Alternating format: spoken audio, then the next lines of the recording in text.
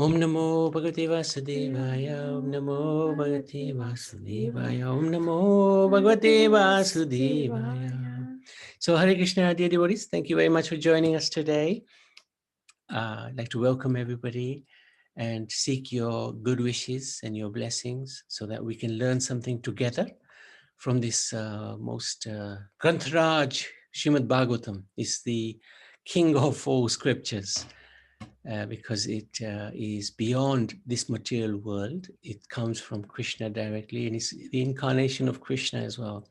So we seek the blessings of the spiritual master and Srila Prabhupada, who is the author of the wonderful purports, and he translated these wonderful verses for us to get some gyan, get some knowledge, so that we can advance in our spiritual undertakings. So this is, we've so far covered 18 chapters of this canto. And yesterday we were talking about Prithu Maharaj, who just finished his pastimes by leveling this earth. Before that, he was angry at Gaumata, the Mother Earth, who had taken the form of Gaumata, or chased her all over the universe because she wasn't giving milk. Or Earth wasn't producing the stuff. And there was a reason for that, of course. And then he accepted that reason. And then Mother Earth explained how they can get all the resources they need from her, which is what they did. And so let's move on to the next part, which is, that's right. This is where he performs sacrifices. So let's look at this verse 31 from chapter 19. Tatidam pasyate maha dharma vyatikaram bija indrena nustitam rajana karmata sata. In order to make trouble and impede the performance of King Prithu's great sacrifice, King Indra has adopted some means that in the future will destroy the clear path of religious life. I draw your attention to this fact. If you oppose him in any further, he will further misuse his power and introduce many other irreligious systems. So this is really interesting part of the Bhagavatam, and let's go into it. And we'll see the context of this verse in a few minutes. So the chapter 19 is entitled King Prithu's 100 horse sacrifices. So as King Prithu began the performance of the 100 horse sacrifices, Vishnu, along with the great sages and demigods, appeared there. Various gifts were offered in the sacrifice. The rivers offered, they gave their taste. The trees gave fruits. The cows gave all types of milk products to satisfy everyone. The oceans, they gave jewels and pearls. The mountains gave all types of edibles, minerals, etc. So this is, what is the significance of 100 horse sacrifices? It's said that if one does 100 horse sacrifices, then in the next life, one can become Indra. And it's not easy to do this because there's a lot involved. This was also done in Treta Yuga. And in Treta Yuga, which comes after Dwapara Yuga, the mode of worshipping the Lord is by sacrifice, fire sacrifices, huge yagyas, very opulent yagyas. So Lord Vishnu's presence enhanced Prithu's opulence. So Lord Vishnu personally was present at this time. 100 yagya. Yes, Nariman. The Treta Yuga comes before the Dwapara Yuga, is it? It comes before Dwapara Yuga, after, or did I say Dwapara Yuga? Sorry, Satya No. Yuga. It comes after Satya Yuga. After Satya Yuga, yes, and before, yes, okay. Yeah, so it's Satya Yuga, Treta Yuga, Dwapara Yuga, and then Kali Yuga. Thank you. Indra cannot tolerate King Prithu's opulence.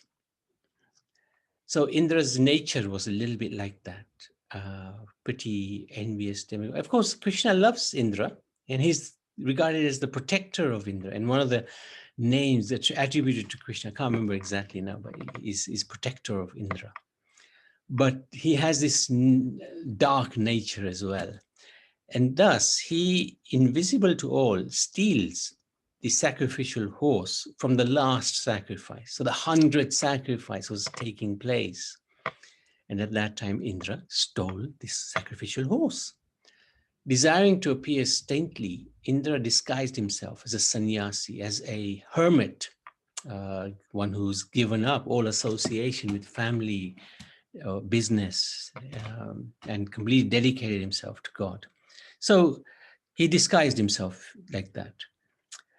But he was actually invisible. So he stole the horse and he was going up in the sky. But Atri Rishi, who was present at the yajna, he could see this. He was the only one who could see this, that Indra was taking away the horse, and it was he was dressed in this sannyas clothing. He instructed Prithu's son to chase Indra. So Prithu's son immediately got angry and started chasing Indra, but only on the third attempt did he successfully retrieve the horse. And then he was called Vijitswa. That was a name given to him, one who has won the horse. So why the third attempt? So on the first attempt, Vijitswa, he looked at Indra and he saw, oh, this is a sannyasi. So he released him. He didn't kill him, didn't shoot him. So then he came back empty-handed. And at that time, Atri again encouraged Vijitswa, this is Indra, this is not a sannyasi. Go and get that horse and destroy Indra. So he went after the horse again on the second attempt. He got him. He retrieved the horse. He brought the horse back. But then Indra again stole the horse. And then again, Atri encouraged Vijitswa, go after the horse, get the horse. And then the third attempt was successful. He got the horse back, and Indra gave up the dress of the sage and became invisible again. So this is all interesting pastimes that took place between Indra and Vijitswa and Atri Rishi. Now, there's a lot of significance to this false sannyasi dress. Indra adopts various forms as a sannyasi. And since that time, some foolish people have adopted the dress of a false sannyasi. Some of them go naked, some of them wear red garments, orange garments, the dress of a sannyasi, a celibate, and they speak very skillfully. And usually their desire is to attain some material gains, either from the Lord by asking for siddhis, or from other people, taking their wealth from them by speaking so sweetly. And everybody honors a sannyasi, a guru. And Indra started this tradition. From this time, this tradition started of these false gurus dressing up in the way they do in order to extract things from people. So the priests, they became very angry. In fact, Prithu became very angry. And he was prepared to kill Indra. And I must say, this is one of the funniest pastimes in the Bhagavatam. I find it really hilarious. So the sages stopped him. They said, no, Indra, you don't do this. They assured him, don't worry. His action, because of his actions, Indra's powers have been reduced. And don't worry, we'll call him here by our mantras, and then we'll throw him into the sacrificial fire. I mean, every time I read that, I have to laugh. The sages, they wanted to protect Prithu. They said, don't worry, we'll get him here. You don't even have to run after him. We'll just say a few mantras. We'll get him here, and then we'll chuck him into the fire. So Indra stops, Brahma, he comes on the scene at that time. And he actually saves Indra. And he convinces Prithu to only do 99 horse sacrifices. And he says to Prithu that by doing 99 sacrifices, you'll become even more famous, more glorious than Indra, who's done 100 sacrifices. So don't worry. He also advises that if the sacrifice should be stopped so that Indra he doesn't introduce more irreligious practices. Like he's already introduced the disguising oneself as a sannyasi. So if you do the 100th sacrifice, Brahma said to Prithu, Indra, he's so adamant that he doesn't want you to do this 100th sacrifice. So he'll do anything. He'll introduce more irreligion into the world. So please, I'm begging you, stop. And especially because you, Prithu, have incarnated to protect religious principles. So Brahma said to Prithu that he should know well that even amongst the demigods, there are many unwanted desires. So this is really instructive, what Brahma is saying. The devatas are wonderful servants of the Lord, no doubt about it, because they're helping him with the functioning of this universe. But they also have material desires. So the sages and Prithu, Brahma is again saying, you must accept Indra as part and parcel of the Lord, as you are, Prithu, as you are, sages. And the yajna is to satisfy the demigods, and they're all part of Indra's body. So Brahma is giving many, many reasons to pacify Prithu and the sages, because they were really upset with Indra. So then Prithu gave up his anger. He makes peace with Indra. He satisfies everyone. This pleased the demigods and the Brahmins, who blessed Prithu. So that's the end of the 19th chapter. Any questions or any comments, anything that you've read, had some realization? Yes, Prabhu, Hare Krishna. Hare Krishna. Michelle. I don't understand this 100 horses sacrifice. Did he kill 100 horses or what? When they made the whole sacrifice in those days, what happens to the horse is he gets a human body. He's promoted. So yes, they sacrifice the horse, but Oh. the horse, like in this world, any sacrifice is not allowed, because the Brahmins, they don't know the mantras. But there are mantras in the Vedas which actually promote the animal. So he gets the body of a human being straight away. So he doesn't have to go through the cycle of the animal. Immediately he's promoted. So it's actually beneficial for that soul, because he's going from a horse to a human. Human being. Thank you, Prabhu. Hare Krishna. Thank you for asking. Thank you for asking. Prabhuji, Yes, Motherji. it says that yajna is to satisfy the demigods, and they are all part of Indra's body. So all demigods come from Indra. He's a king, I know, king of all the demigods. He's king of heaven. They don't necessarily come from Brahma, Indra. They actually mostly come from Brahma's subtle. Yeah, it says here in this that is part of Indra's body. So that's also fine. In the sense that he is the head. So Yes. because he's the head, that means he's representing all of them. Okay. Just like the king, he's the head of the whole country. So he's representing the whole country. All the citizens are represented by the king in the same way. Okay. But no, it's not a literal. It's not literally, because that's Lord Brahma is the one whose subtle body is the source of many of the devatas. Okay, Prabhuji. Thank you. Good questions. And it's showing you really, you're reading it. Sometimes it's difficult to understand, but you're actually understanding it as well. So thank you so much, Nariman and Kaushalya. So if there's nothing else, we can move on to chapter 20. This is the 31st verse of the 20th chapter. Tvammaya yada janayasha khandito yad andhat paschasta Tatmano Buddha Yathachare Balakritam Pita Swayam Tathatvam Evarhasina Samhihitum. My Lord, due to your illusory energy, all living beings in this material world have forgotten their real constitutional position. and out of ignorance, they are always desirous of material happiness in the form of society, friendship, and love. Therefore, please do not ask me to take some material benefits from you, but as a father, not waiting for the son's demand, does everything for the benefit of the son, please bestow upon me whatever you think best for me.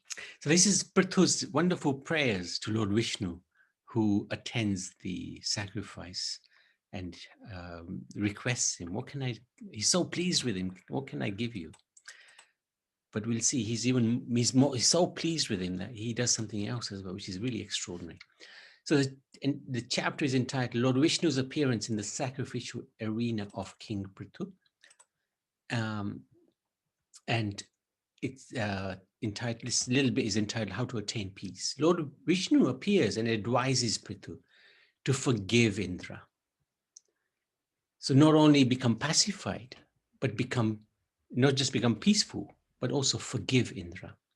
An intelligent devotee, so the Lord explains, does not take action against the soul or the body.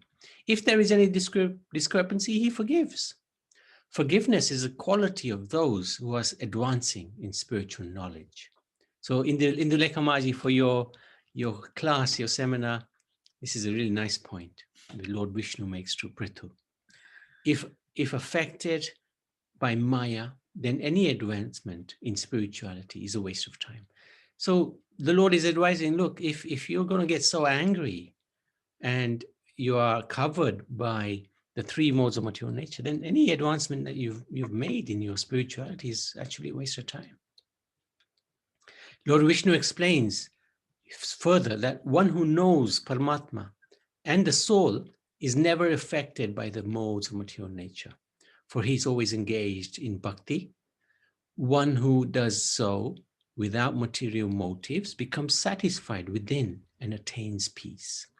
If we do bhakti, sometimes it can be with material motive. We go into the temple, that's bhakti, and we go into the temple to ask the Lord for help, material help. So that bhakti is tainted with karma, but it's still bhakti, but it won't satisfy us because we have a material motive. When we don't have, we're just doing bhakti to please the Supreme Lord without wanting anything back in return, that gives huge satisfaction, gives us peace. Why does it give us peace? Because God becomes pleased with that. And when the Lord is pleased, no matter what is against you, it won't affect you. Duties of the king.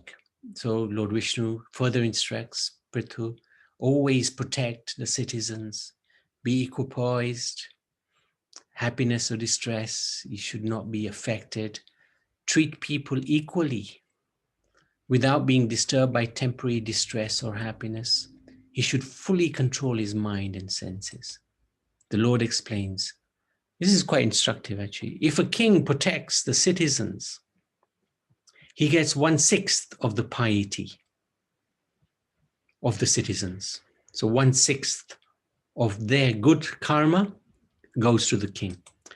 If he doesn't protect the citizens will take his piety and he suffers their sins. So it's a big responsibility to be a king. And that's why King Prithu was angry at Mother Earth for not providing for the citizens. And he didn't wait for an answer from Mother Earth. He just showed his bow and arrow to Mother Earth because his duty is to protect the citizens. And she was not providing for the citizens. And of course, she had good reasons not to provide, which she then later convinced Prithu Maharaj. And then she also showed him a way how the citizens can be protected by everything they need, by milking her, because she took the form of a cow and everybody was allowed to milk her. The Lord offers him, Prithu, any benediction. Prithu accepts the Lord's instructions on his head. And so what he does, Indra falls at the feet of Prithu. But Prithu picks him up and embraces him.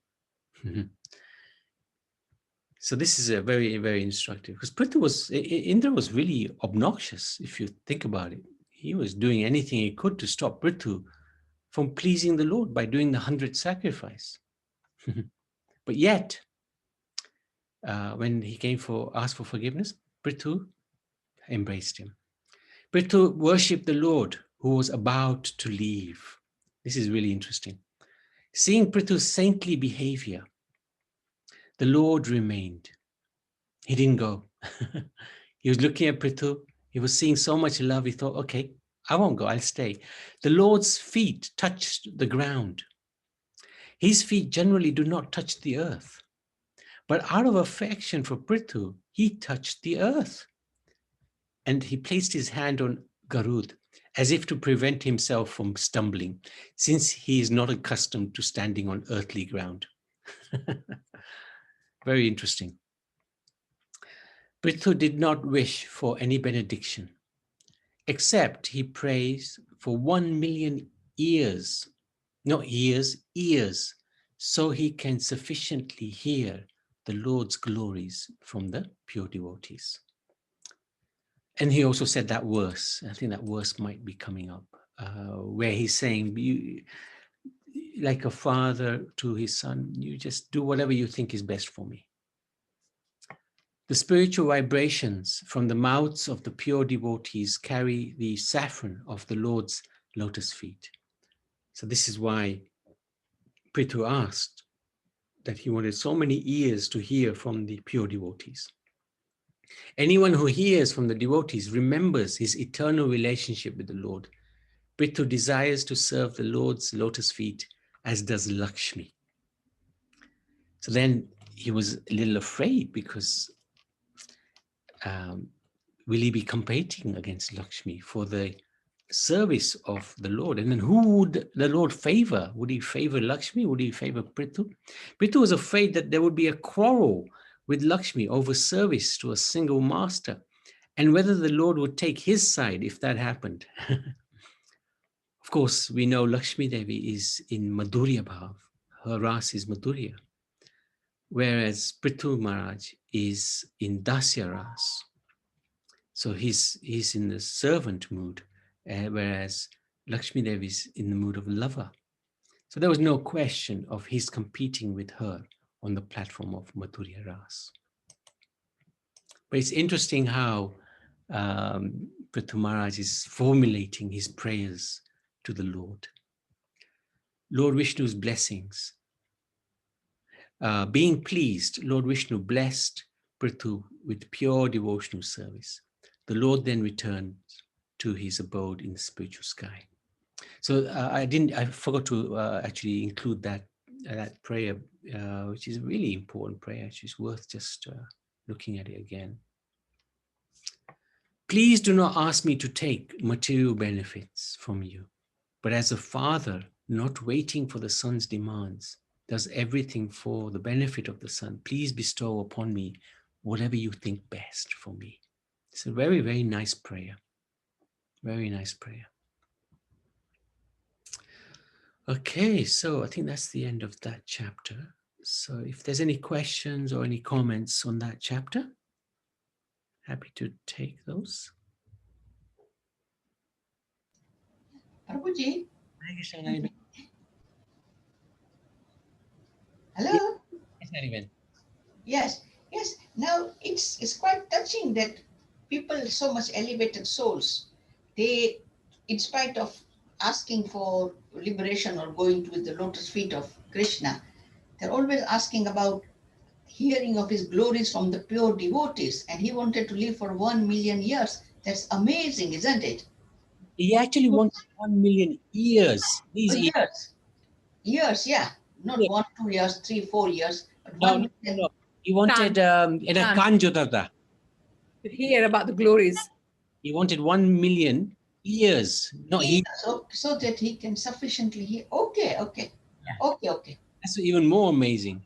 More amazing, yes. Lords from the pure. So the Lord's glories. So there's so much, must be so much to tell about the Lord. Yeah. From his devotees, isn't it? Yes. We are just so ignorant. We don't know anything about all this. how the Lord's glories are, and how one can never get tired of hearing about his glories. Yeah, it's like Anantashesh, the incarnation of Balaram, the expansion of Balaram. He has 1,000 hoods. And it said from every single mouth, 1,000 mouths, glorify Yeah. the Lord since time immemorial. And he hasn't stopped. So the Lord has immense glories. We are absolutely ignorant. You're right. The glories also grow and grow, new glories every day. Mm. Yeah. Hare Krishna. Hare Krishna, everyone. Hare This pastime, we can relate it to, again, I go back to Ramayan, where when Mother Sita and Lord Ram returned back to the palace, and Lakshman has always served the lotus feet of the Lord, massaging at night. So now that they have come back in the palace, Mother Sita wants to do the service. But Lakshman, he says, you cannot take my service away from me. But Lord Ram said, I am allowed for all this. You argue in between you two. So then Lakshman said, okay, Mother Sita, you massage one foot, I'll massage one foot. Now that is done. Then Hanumanji came. Hanumanji never leaves Lord Ram. So Hanumanji said, what do I do? So they say, okay, you are away, so we have already distributed all the services. So there's no service for you. You have to wait when the Lord have extra services, then you can do. So Hanumanji said, give me the list, who is doing what. Then he checked who is doing what. Finally, he saw that when Lord Ram is in the palace, on the throne, when he is like conducting the duties, then there's nobody there to, when he is yawning, he's tired, he wants to like fall asleep. There's nobody there to like flick their finger, chutki. Like just to flick the fingers so that it make noise, so that Lord Ram doesn't sleep. So he said, in this way, I will be with Lord Ram more than everyone else. So he got that job. Nice pastime. Yeah. Thank you, Prabhuji. Very nice, sweet pastime. And the mood of the devotee is like that as well. They're always looking for serving. They're always looking to serve the Lord. There may be obstacles to serve. Actually, I just got a message that we're breaking up. Are we breaking up this side? Yes, you were at that time. Yes, but it's okay now, but you were. No, thank you. Just let us know. Earlier or not now. Okay, we can always switch to a different device. Yeah, we always, devotees are always trying to find different ways to serve the Lord, even when there are obstacles. They will always have an excuse to serve them, the Lord. Whereas somebody who's not so enthusiastic will always have an excuse why I can't serve the Lord. So the difference is huge between the devotee and the non-devotee. So we can sort of understand it ourselves in our own lives. When an opportunity comes to serve, what's our mood? Is our mood, let me think about how I don't serve. Then we know we're not in a good place.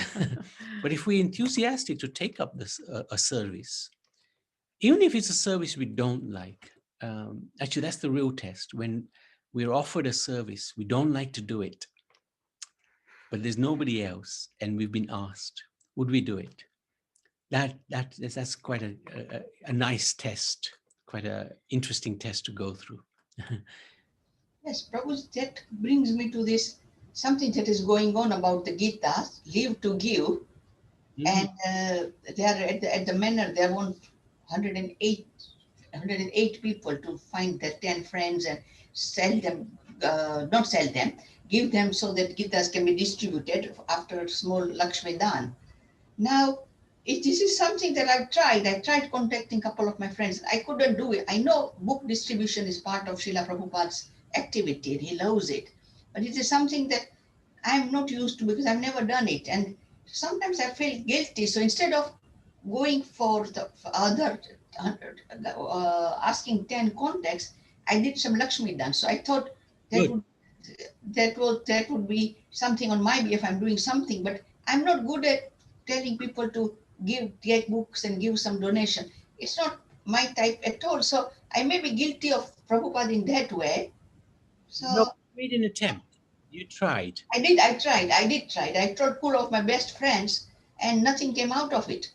And so I gave up, but tried to make up for my sort of bed, not able to do something for Srila Prabhupada. I gave a bit of Lakshmi Dan and I thought I would make it up there too. But they were okay with that because all they want is to distribute Gitas in temple, in the not in the temple, in the hospitals, libraries, universities, etc. So I told them give donation so that they can buy books on my behalf rather than me contacting different contacts. So that's what I did. But Now, yeah, you're lucky So that that is as good because it's called Shastradan. yeah, Shastra, that's what they are doing, Shastra Dan at the moment, at the manor. Yes. Yeah. So I did Because that. So, yeah, I find it difficult to get the Bhagavad Gita across to friends because their thinking is not at the same level. exactly. The Yeah, thinking is not yeah, and also, Mataji, people at this yeah, stage of a life, they're already into one or other type of their religion, isn't it? Their beliefs. They already believe yeah. one person or one God or one concept. And for us Hmm. to tell them to get this Gita and then try to read them or distribute it, it's very hard to break their own concept because they're fixed in their mind what they're doing, isn't Yeah, it? Yeah. yeah. I didn't have a problem. I had similar situation in Birmingham. They're doing a 5 week, 1 hour a week course on Bhagavad Gita. And I contacted 5 friends. Only one sort of showed interest. But that friend who showed interest took on and joined. And she said, "Oh my God, I'm so glad I've joined." So sometimes people don't realize what they're missing out. hmm, So distributing Bhagavad Gita, yes, it's a challenge. I find it as well. Yes. the good thing is both Okay. have made an effort, and that's what Krishna will look at. You made an effort, and that's Yes. that's very encouraging. Actually, I find that very encouraging. Yes. Wow. Thank That's you. very good. You tried at least because, as you said, you are not very good at it or you're not used to it. But now that you have set, like you have started, maybe next time you will be able to do like what I did for this marathon. I just send text to all my friends and also send Bhagavad Gita's picture. And immediately I get response, I did it. When I saw, yes, they already sponsored, but I leave it as is. I said, look, Christmas is coming, give a gift to the Lord and purify your income. That's all I say. Who understands it, they will come forward. And who doesn't want, we cannot force. But we did our share, Okay. right? Only thing I So would that's, is if that's good. Saga Maharaj was here, he would tell us we're all wrong. One time he asked us in a class a question, something like, if you inherited £1 million, what would you do? And, we also sort of say, oh yeah, I donate this. And he said, no, you don't donate. You actually go and do the work. You don't just Yes. money away. So I would say, example is Jayanti actually. About 3 years ago, 4 years, 5 years ago, we were distributing on the streets. He hated it. Really didn't like it. And then, but she kept on persevering, kept persevering, kept persevering.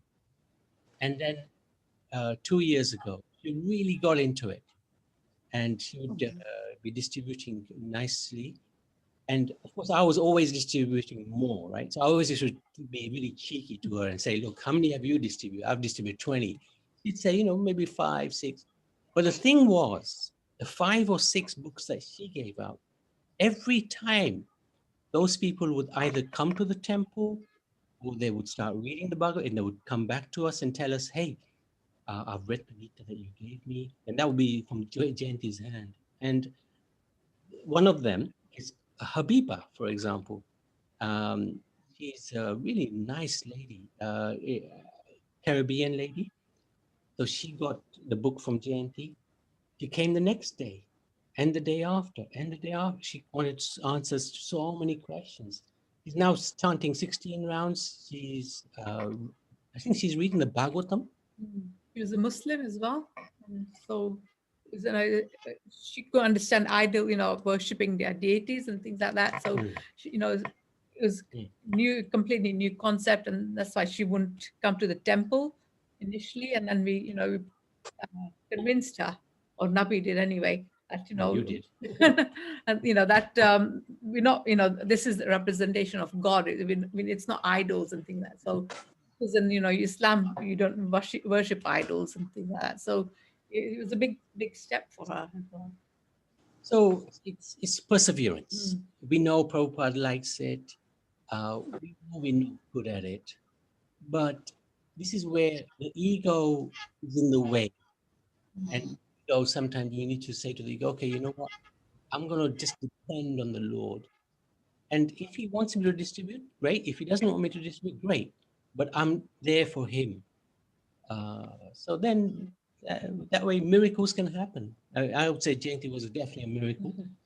He used to be, like really not good at it. But now I would say she's really good distributor. Last year we distributed in Spain and it was like incredible amount of books. that Without went knowing any Spanish. without knowing Spanish to Spanish people. They didn't know English. But we still managed. Still managed to do many books.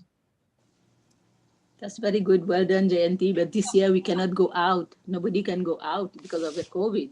I This know. is- Then, but what we are doing, we are just taking the phone number and the address, and then we go and drop. So many Right. people are going and drop, and I don't drive in the snow. So yeah, people who are driving, they can go. But at least I can call, I can make people understand and give donation and take book also. I think this year what we're doing is we're sort of enhancing our internal strength. Yeah, that's good also. Yes, Prabhuji, we are all weak inside. Even I don't know anything about the Bhagavatam, the Bhagavad Gita. I'm learning still. Thank you.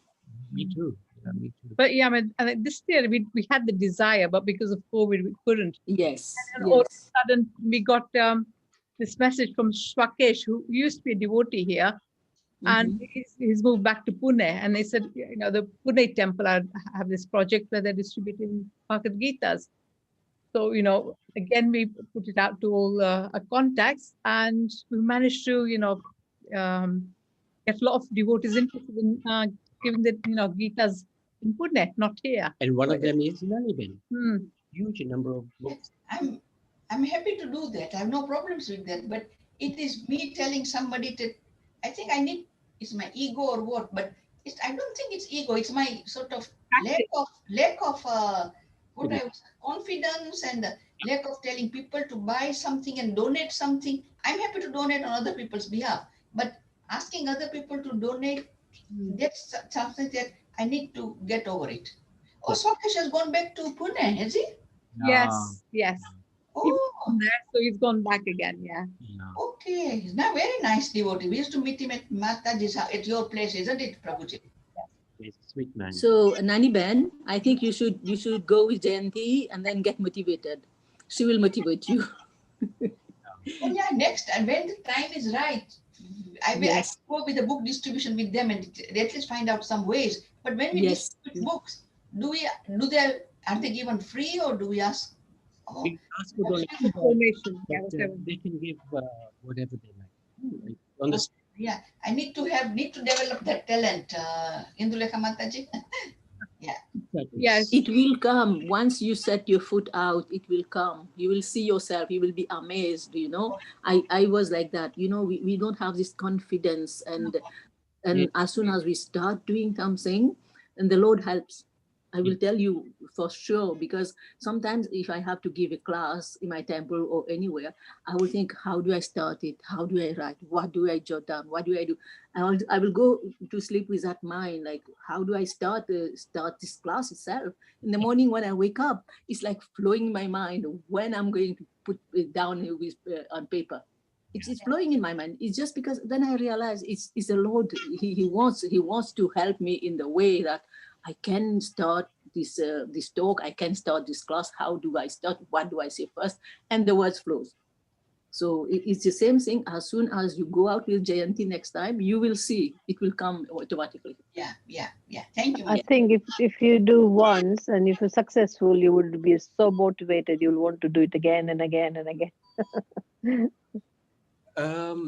I was just wondering, shall we carry on to chapter 21 or shall we do that tomorrow? How long it would take that?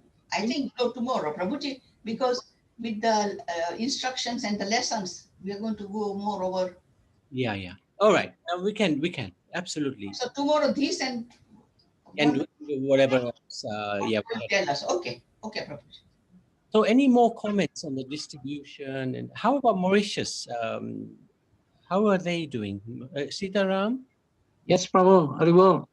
Yeah. Yes, I have to say something, Prabhu. Yes, when you said that to distribute books, distributing books means it is like when you give a Bhagavad Gita or whatever book, they are like time bomb, Prabhu.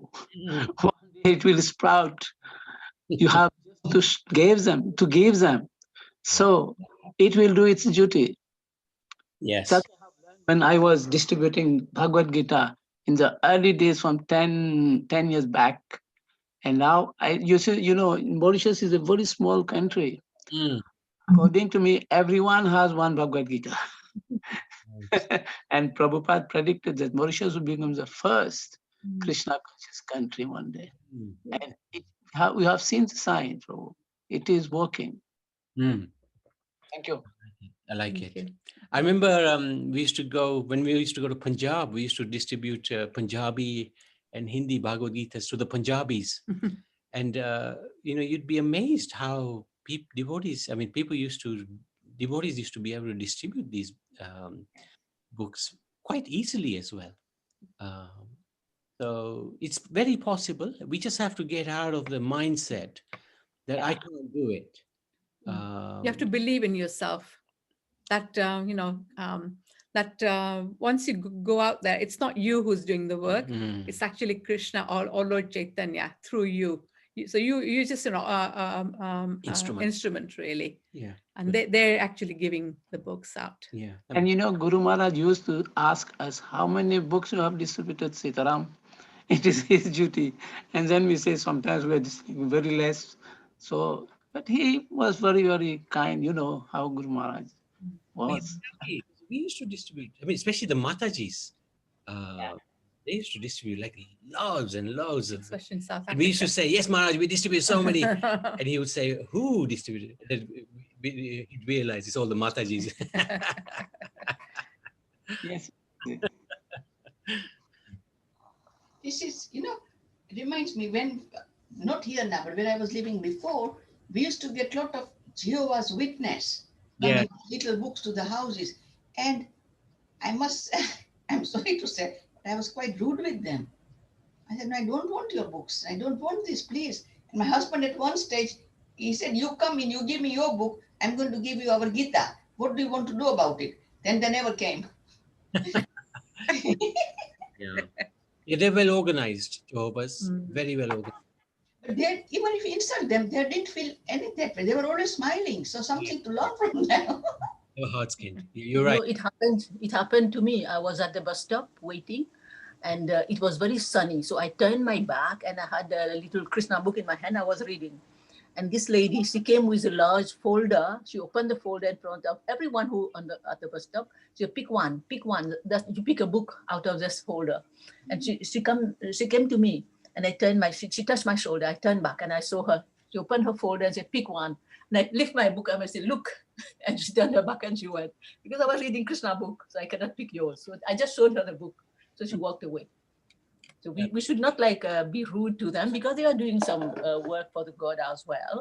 So I just showed her the book and then she walked away. Hey, Karuna, you'd like to say something? Hare Krishna. Even I am still difficult to go and distribute books, but the temple has devised another method. So you go and buy the books and then you see to whom you are going to give it to as a gift. So each year they do this. They have a bundle of books and then we buy it and then I give as gift. I'm very comfortable with that. If I have to buy and then I give the books free, I think that suits me very well. And then I ask them just to give some donation to the temple whenever they can go, and it works. So Karuna, no Yes. more of that, okay? You have to distribute the book on the street. Okay, Prabhu, I'll try. No, maybe not this year. Next year. Next year, yes. Yeah, be careful with COVID. This year, just be careful. Yeah. Now in Mauritius, we are free from COVID, so it's good. Wow. You're probably the only country in the world. Yeah. Is it? No COVID there? No No. COVID. No, no. Not a single one. Wow. Yeah. I think they must. Wow. It's summer there as well. So. Yes. Uh, Okay, Prabhuji. Anything? Anybody else? Anything that like to share? You're all inspired. Haribol Nabi. Just before you start, there's Aruna. Aruna was just saying something. Aruna was just saying something. Okay. You're all no problem. inspiring me to go out next year with Bhagavad Gita books.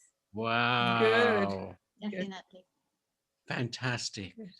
Have a Sankirtan team out there reporting back every evening. Yes. Let's pray that we can go out next year.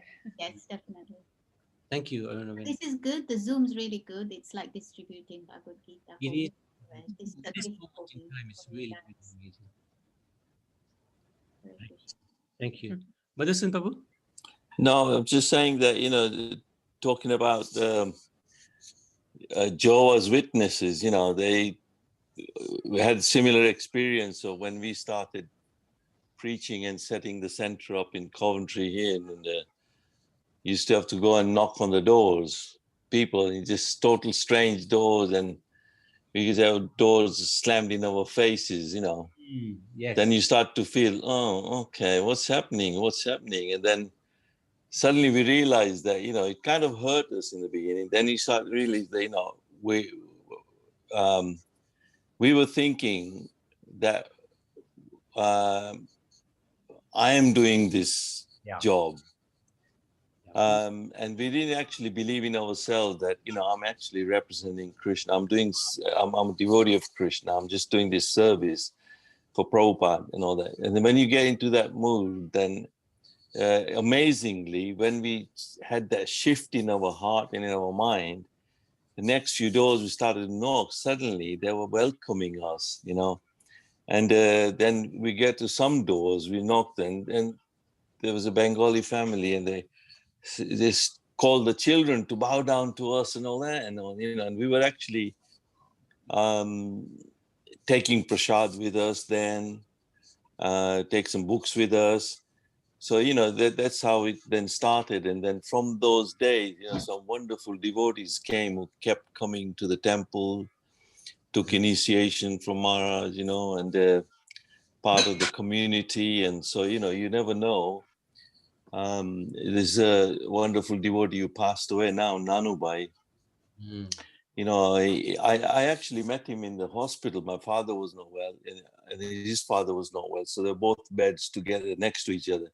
So I met Nanubai there. And then one day I knocked on the door, and it was his house. So I started introducing myself. I said, we met in the hospital and all that. And he welcomed us inside, and we gave them prasad, and then we preached to them. And they, obviously, his Dharampatni gave so much service to the temple, cooking every Sunday and all that. So yeah, it's a good experience. But when you actually, in your heart, you have to feel, I'm doing this, for Lord Chaitanya's mercy flows through. So that's when you really start to relish, So yeah. Good point. Good point. Thank you. So what we did last year when I was in UK there, we took children with us. So Uddhav will just go and ring on the bell, and people will see children coming, and he will hold a book and he will give them. So in Bushi, mostly they are Jewish people there, but most of them, they took book from us. Yeah. We didn't ask for donation. Whoever wanted to give something, they gave. But yes, it was a success for us last year. No, good. From Indulekha Mataji, where do you live? I am in Canada. I am in Ontario, but I spend my summer in UK with my grandchildren, and they live near the manor in Bushi.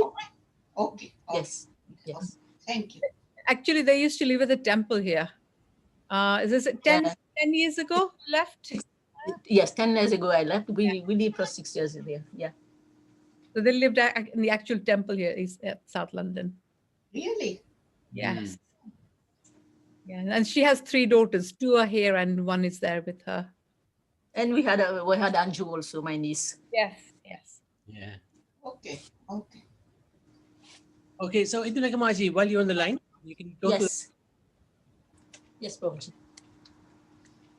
Okay, congrats Srimad Bhagavatam ki jai. Lesson so far, Canto 4, Chapter 1. Whenever we make a promise, we must fulfill it so that peace and harmony can reign in our life as it is a long-lasting value. Chapter 2, we must never judge a person by their appearance as it may be misleading. We must always consider that there is a spirit soul inside the body. Chapter 3, when one becomes proud of their possessions and position, they become blind spiritually and they cannot discriminate positively. Thus, they tend to offend others. Chapter 4, people who are envious and who offend devotees, taking them to be materialist, gradually but surely fall down. Chapter 5, the Supreme Personality of Godhead never tolerates the insult of his devotees. He personally comes to punish the miscreant.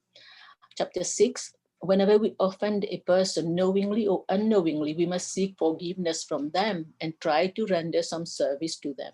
Chapter 7, when we are punished by our elders or gurus, we must take it as a blessing in disguise because they are just trying to put us on the right path. Chapter 8, when someone is serious in their endeavor, the Lord definitely helps them to fulfill their mission. Chapter 9, since the Lord is a cause of liberation from birth and death, we should take shelter of his lotus feet if we desire liberation from this material world. Chapter 10, whenever we are in distress, we need to chant the holy name more because the Lord's holy name is as powerful as the Lord himself. Chapter 11, forgiveness is taught here. Whenever something bad happens to us, we must not blame others. We should know that it has been predestined by our previous activities. Chapter 12, if ever we get an opportunity to choose between material and spiritual gains, we should opt for the spiritual one as it helps us toward liberation. Chapter 13, when one gets the knowledge that everything rests in the super soul who is present in everyone's heart, then one becomes equipoised. Chapter 14, one who lives life according to religious principle is sure to attain the heavenly planet where there are no miseries but only happiness. Chapter 15, one should not accept praise even if they are talented because they might become proud, which could be the cause of their downfall. Chapter 16, we should learn about tolerance from Mother Earth. Even though she is trampled upon by men and animals, she still produces foodstuffs for all. Chapter 17, if someone doesn't fulfill their prescribed duties, they commit offenses. Thus, they are punishable by nature's law. Chapter 18, to have proper subsistence in life, we need to have plan arrangement. Can you move a little bit, Project? So that everyone is satisfied. Is satisfied. Hare Krishna. Thank you. That's it. Oh, yeah. we have. No, that's fine. That's fine. That's good. That's Okay, good. good. Yeah. We didn't do. Yeah. This See, is. I didn't send even for that one. So okay. Yeah. This is Madhusun. Madhusun Babu. Haribo? Okay. This your instruction. Do you want to go through that? Yeah. Okay. It's just 19. Yeah. Envy of Indra, they have led him to create pseudo religions and sannyasi orders like Pakhandis and Pakhandas.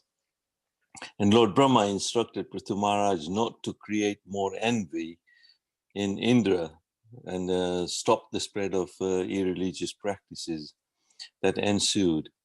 So we know from that, Lord Indra was becoming more and more envious every time, and then he was stealing the horse and he was taking the irreligious pseudo sannyasi to get away, not get killed on it.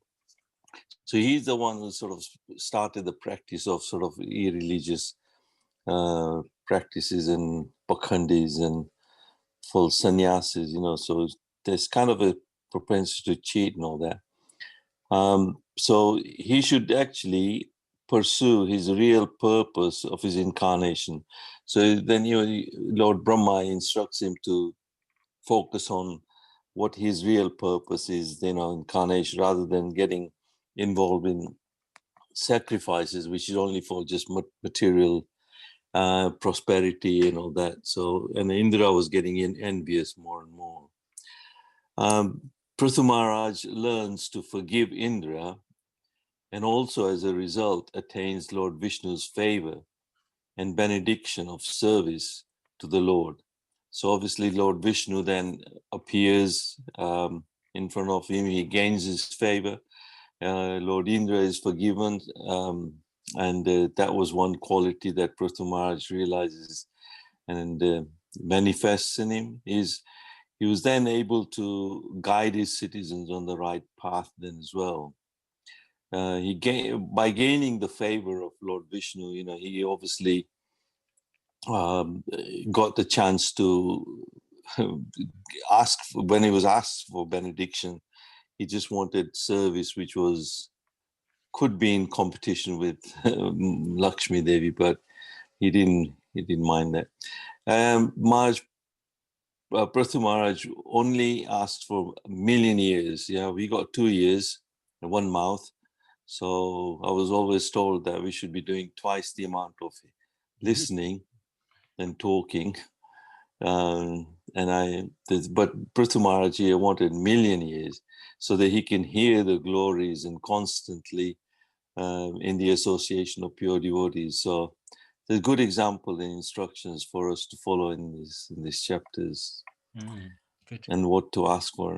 Okay, thank you. Thank you so much. Bhagavatam Bhagavatam ki jai. Ki Jai.